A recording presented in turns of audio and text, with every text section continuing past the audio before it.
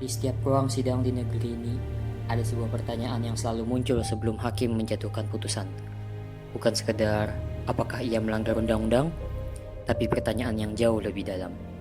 Apakah perbuatan itu benar-benar melawan hukum? Dua pertanyaan yang terdengar sama, tapi maknanya bisa sangat berbeda. Dan perbedaan itulah yang sudah diperdebatkan oleh para ahli hukum selama lebih dari 1 abad. Selamat datang. Hari ini kita akan membahas sesuatu yang terdengar sederhana, tapi nyatanya menjadi salah satu perdebatan paling panjang dalam sejarah hukum pidana. Kita akan bicara tentang sifat melawan hukum, atau dalam bahasa Belanda yang masih sering kita temukan dalam literatur hukum Indonesia, wederrecht en hate. Istilah ini bukan baru, ia hadir sejak sistem hukum pidana modern mulai terbentuk di Eropa pada abad ke-19. Bayangkan situasinya, saat itu negara-negara Eropa sedang membentuk sistem hukum yang tertulis, yang terstruktur, dan yang bisa diprediksi. Mereka ingin memastikan bahwa setiap orang tahu apa yang boleh dilakukan dan yang tidak. Lahirlah sebuah prinsip besar yang kita kenal hingga saat ini, yaitu asas legalitas. Dalam bahasa Latin, nullum crimen sine lege, nulla poena sine lege, tidak ada kejahatan tanpa undang-undang, tidak ada hukuman tanpa undang-undang. Tapi kemudian muncul pertanyaan yang membuat para ahli hukum berpikir keras. Kalau seseorang secara teknis memenuhi semua unsur delik yang tertulis, apa itu sudah cukup untuk memidanakannya? Atau ada sesuatu yang lebih dari sekedar teks undang-undang? Dari pertanyaan ini muncul dua aliran pemikiran besar, dan aliran pertama yang akan kita bahas sekarang adalah ajaran formil. Pandangan ajaran formil itu sederhana dan tegas. Hukum adalah undang-undang, tidak lebih, tidak kurang. Kalau perbuatanmu tidak dilarang secara jelas dan tertulis dalam undang-undang, kamu aman. Kalau dilarang, kamu bersalah. Hakim tidak punya ruang untuk berfilsafat. Tugasnya hanya memastikan teks undang-undang ditegakkan. Kepastian hukumnya tinggi. Semua orang bisa membaca teks undang-undang dan tahu apa risikonya. Tapi ada harga yang harus ia bayar. Harga itu adalah fleksibilitas. Bayangkan undang-undang itu seperti sebuah pagar. Ajaran formil berkata, selama kamu di dalam pagar, kamu tidak bisa dihukum apapun yang kamu lakukan. Dan selama kamu melewati pagar, kamu bersalah. Apapun alasanmu, itu merupakan keunggulannya sekaligus kelemahannya. Ajaran formil memang memberikan kepastian hukum, tetapi hukum tidak hidup di atas kertas. Ia hidup di tengah manusia dengan segala keadaan, kebutuhan, dan kerumitannya. Dan ada momen-momen tertentu di mana mengikuti teks undang-undang secara kaku justru akan menghasilkan suatu ketidakadilan. Dari sinilah aliran kedua lahir. Tapi realitas tidak selalu dikurung dalam teks undang-undang. Ada momen-momen di mana seseorang melanggar aturan, namun alasan dibaliknya justru membuatnya tidak layak untuk dihukum. Dan ada juga momen sebaliknya, di mana seseorang tidak melanggar aturan apapun, tetapi perbuatannya terasa begitu tercela sehingga masyarakat bertanya, mengapa orang ini tidak bisa dihukum? Inilah yang mendorong lahirnya aliran materi.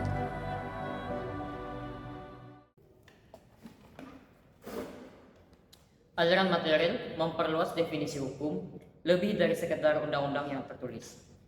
Ia mencakup definisi hukum, yaitu rasa kepatutan, rasa keadilan, dan nilai-nilai yang hidup di dalam masyarakat. Kalau ajaran formil mengatakan hukum adalah undang-undang, maka aliran material mengatakan hukum lebih dari sekedar undang-undang. Aliran material punya dua fungsi, dan keduanya memiliki cara kerja yang berlawanan. Mari kita mulai yang pertama. Pertama, fungsi negatif. Fungsi negatif adalah aliran material untuk menghapuskan sifat melawan hukum dari suatu perbuatan, meskipun perbuatan itu secara unsur telah memenuhi semua unsur delik yang ada dalam undang-undang. Cara kerjanya seperti ini.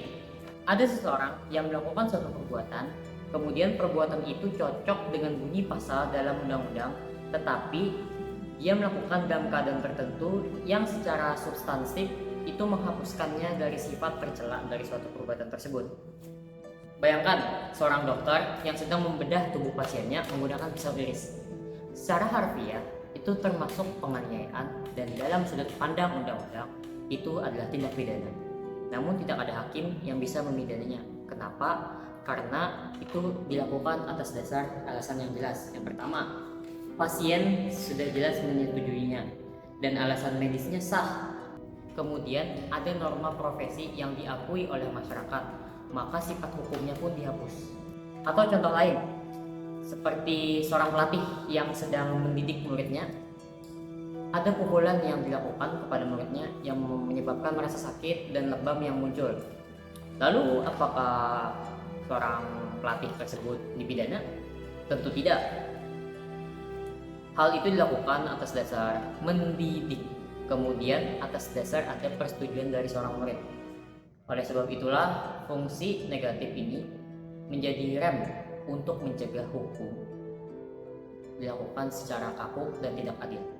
Dan yang kedua ada fungsi positif, ini yang lebih kontroversial. Fungsi positif adalah kemampuan yang menyatakan suatu perbuatan dianggap tindak pidana meskipun tidak ada undang-undang tertulis yang melarangnya. Alasannya sangat jelas, perbuatan tersebut sangat tercela dan sangat bertentangan dengan nilai-nilai yang hidup di dalam masyarakat. Terdengar masuk akal bukan? Tapi tunggu dulu.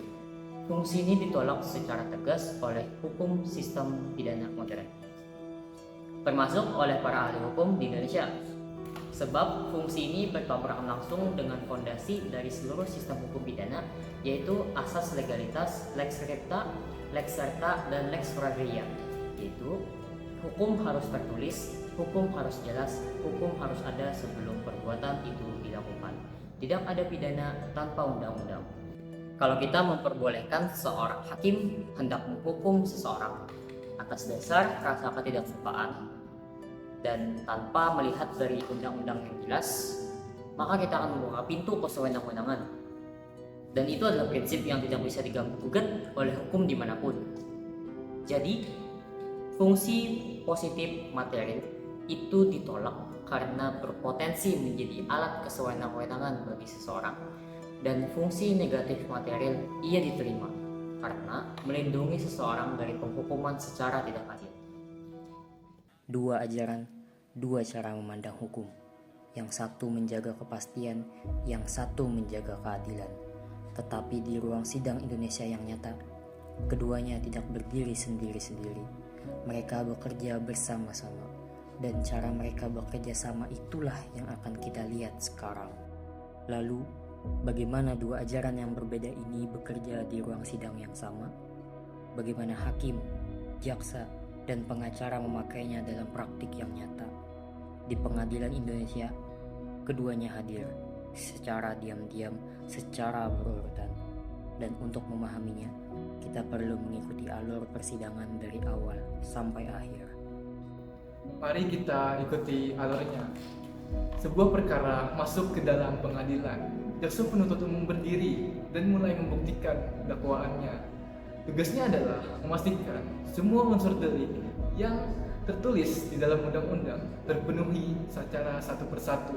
Apakah ada perbuatannya, apakah ada akibatnya, dan apakah ada niatnya.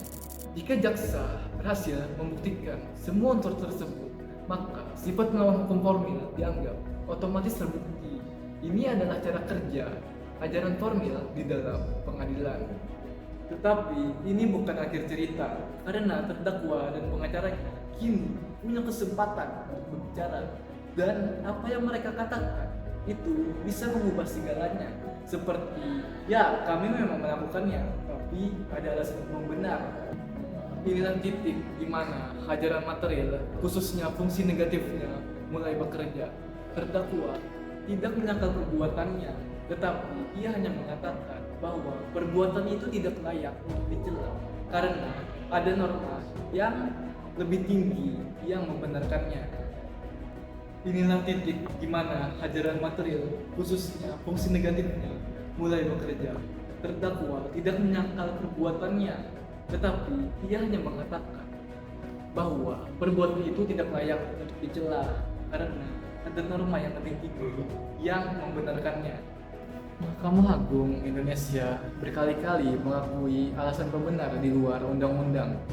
Nah, contohnya itu seperti dokter yang melakukan tindakan medis darurat tanpa menggunakan prosedur yang lengkap, itu ia dibebaskan. Terus juga nih, ada petugas keamanan yang melakukan kekerasan untuk mencegah perbuatan atau kejahatan yang lebih besar, itu ia tidak dinyatakan bersalah. Nah, terus juga ada lagi atlet yang melukai lawannya waktu pertandingan resmi, itu ia tidak ditindak pidana. Nah, dalam kasus itu hakim menggunakan satu standar sederhana: apakah perbuatan tersebut secara substantif masih layak untuk dicela oleh masyarakat. Di satu sisi, asas legalitas dijaga dengan ketat. Tidak ada delik tanpa undang-undang. Ini adalah pilar ajaran formil. Di sisi lain, KUHP 2023, kalau jawabannya tidak, sifat melawan hukumnya dihapus. Dan kini kita mempunyai landasan hukum yang lebih jelas untuk semua ini. KUHP Nasional Undang-Undang Nomor 1 Tahun 2023 secara implisit mengakomodasi kedua ajaran ini dalam satu sistem yang utuh.